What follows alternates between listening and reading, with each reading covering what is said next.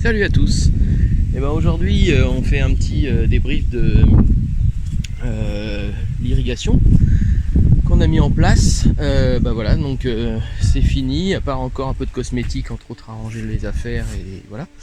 Mais en fait c'est fonctionnel maintenant, donc on se retrouve avec nos deux anciennes citernes, donc une 30 mètres cubes ici et une 15 mètres cubes là, qui vont avoir comme rôle donc de stocker l'eau pour envoyer ça dans les différentes parcelles qu'on cultive. Donc ici vous avez ce qu'on appelle les gorges, avec les gorges nord ici, les gorges sud ici, où on alterne en fonction des saisons entre l'hiver et l'été des cultures différentes.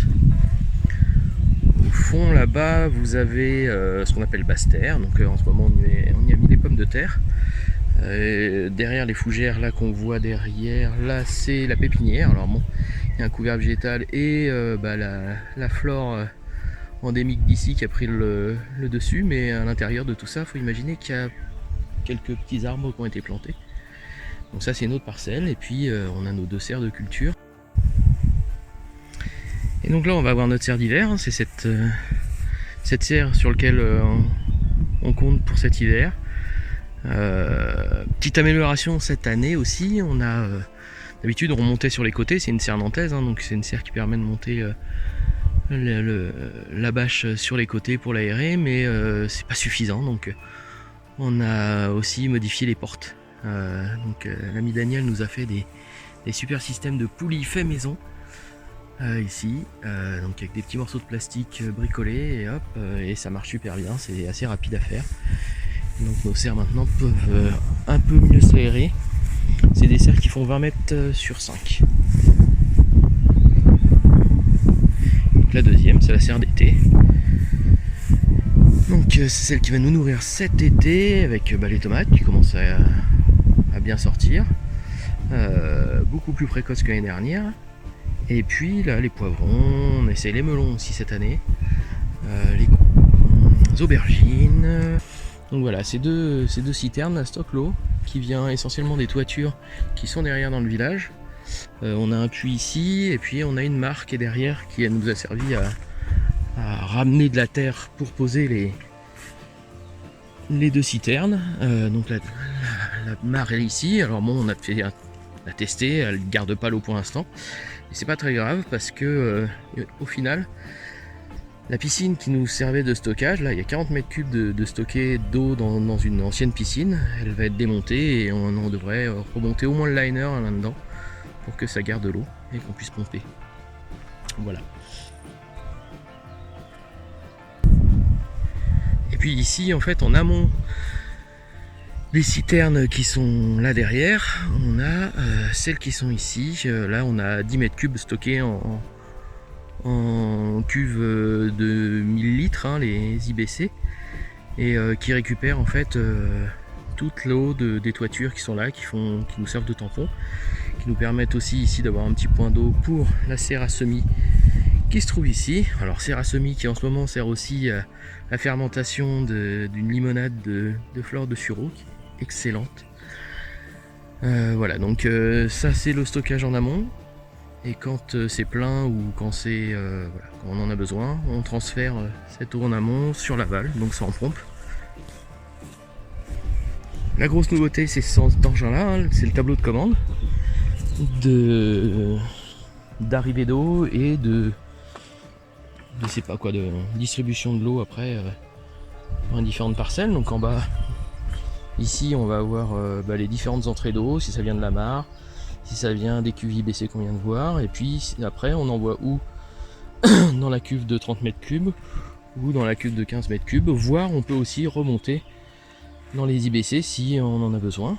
Donc ça c'est pour les 5 vannes qui sont là.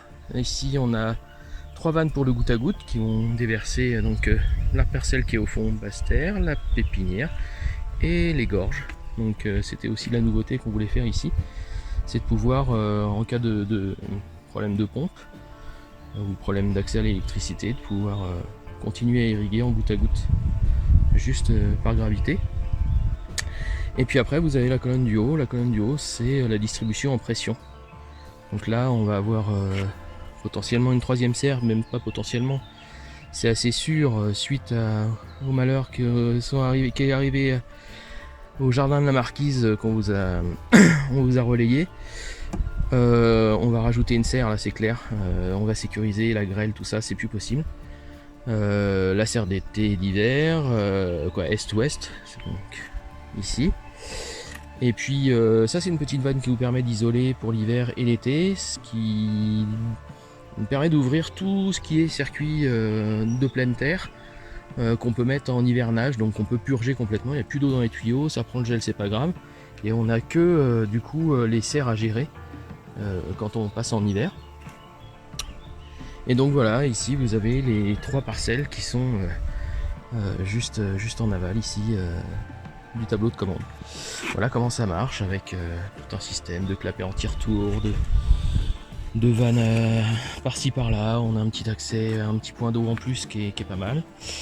Et puis on a donc la pompe qui est là, une grosse pompe à vessie. On a monté sur un minuteur, permet d'enclencher voilà, des irrigations jusqu'à 1 heure sans s'en occuper. Bon après il faut quand même revenir fermer les vannes parce que par l'effet de gravité, les cuves se vident même si la pompe tourne pas. Il y a toujours un petit flux d'eau qui finit par couler. Donc il faut quand même penser à revenir chercher, revenir fermer les vannes quand on a fini d'irriguer au bout d'1 heure. Donc on a mis pas mal de petits tampons de visite. Habituellement c'est des tampons de visite, mais nous en fait ça nous sert de purge. On a rajouté ça aussi, donc c'est un clapet en retire-tour à la sortie de la pompe, à l'entrée de la pompe,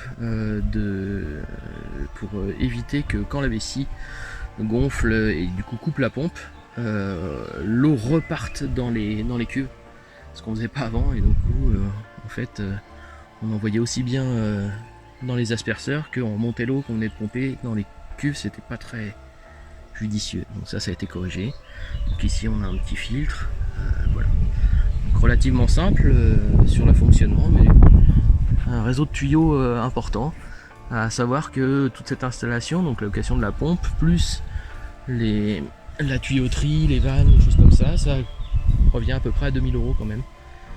Sachant que les asperceurs on les avait déjà, les gouttes à gouttes on avait déjà beaucoup de tuyaux, des coudes, des petits accessoires, il y en avait déjà pas mal, mais malgré tout on a quand même rajouté donc ces vannes qui sont pas données, mais le gros avantage qu'elles ont c'est qu'elles sont démontables, donc ça permet aussi en hivernage de pouvoir ouvrir tout ça et puis pouvoir purger et garder nos vannes bien au sec et bien à l'abri du gel. Voilà pour ce petit tour. Tiens, on va faire une petite démonstration. Donc là, on va ouvrir cette vanne là et puis on va ouvrir les gorges. Hop. On va s'ouvrir une cuve. Et on va mettre en marche.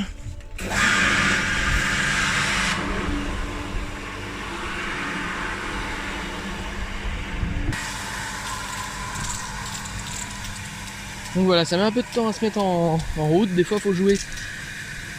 Faut couper les petits robinets pour que ça mette en pression secteur par secteur, et une fois que c'est lancé, aïe, c'est bon. Les asperceurs qui font à peu près 6 mètres de diamètre d'aspersion. Bon, c'est très correct, ça marche super bien.